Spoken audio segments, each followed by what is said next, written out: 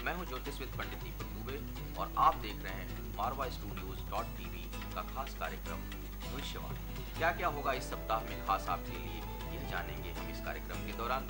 साथ ही देखेंगे कि इस सप्ताह जो जातक पैदा हो रहे हैं, क्या होंगी उनकी राशियां, कैसा होगा उनका प्रभाव और कौन कौन से योग, कौन कौन से महत्वपूर्ण दिन या कोई व्रत त्योहार इस सप्ताह पड़ने वाला है और क्या होगा इस सप्ताह में मेरा विशेष सलाह आपके लिए।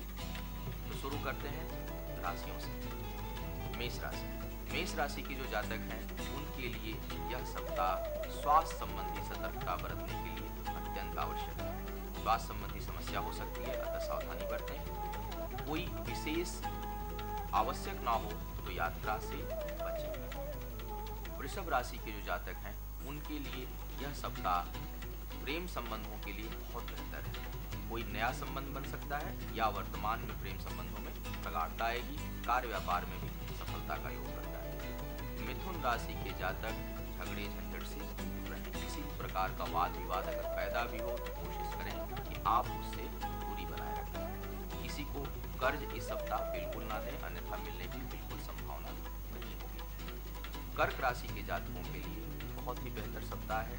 शिक्षा के क्षेत्र में या प्रतियोगिता के क्षेत्र में आसानी सफलता मिलने की संभावना बन रही है। कोई नया समाचार जो सुखद हो वो आपको प्राप्त हो सकता है। सिंह राशि के जो जातक हैं उनके लिए माता संबंधी सुख में वृद्धि होगी। कहीं बाहर गए हो तो हो सकता है आप अपनी माँ से मिलें या माँ से आपको कोई विशेष सुखद समाचार या कोई अच्छी चीज आपको प्राप्त हो सकती है। कन्या राशि के जातकों के लिए भाई बहनों से संबंध थोड़ा बिगड़ने का संभावना बन रहा है, तो अपने संबंधों में थोड़ी सावधानी बरतें।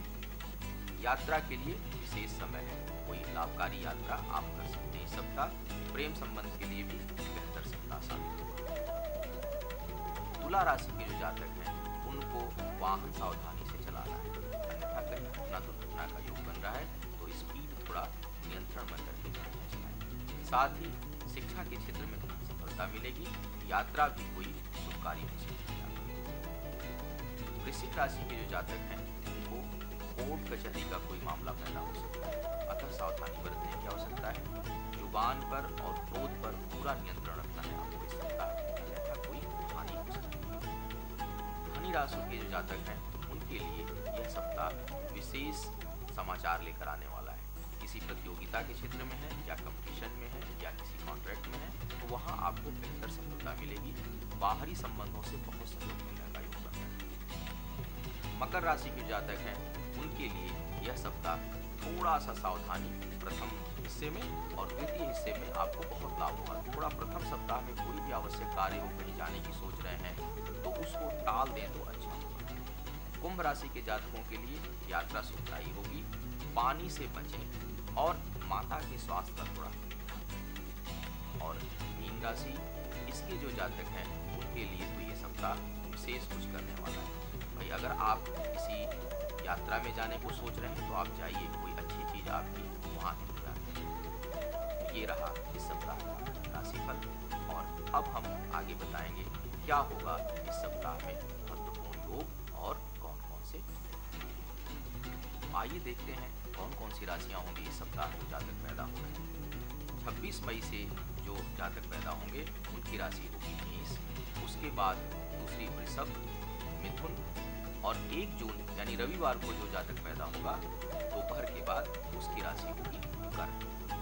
फिर से वही कर्क राशि में जो जातक पैदा होगा उसके लिए शनि की ढैया जो है वो लगी रहेगी, अतः स्वास्थ्य संबंधी कुछ समस्या बन सकती है उस जातक की। इस सप्ताह जो महत्वपूर्ण योग पड़ने वाले हैं उसमें 26 तारीख को जो मासिक शिवरात्रि होती है वो पड़ रही है, यानी शिव प्रदोष जिसे कहते हैं। 28 तारीख को वट अमावस्या है, अर्थात इस दिन कोई पितृकार कुंडली में किसी के पितृदोष हो तो पितरों के तर्पण के लिए, देव तर्पण के लिए बहुत ही अच्छा दिन है। साथ ही 28 तारीख को सर्वार्थ सिद्धि योग भी पड़ रहा है, तो अगर कोई आप विशेष कार्य करना चाह रहे हैं तो इस दिन आप कर सकते हैं।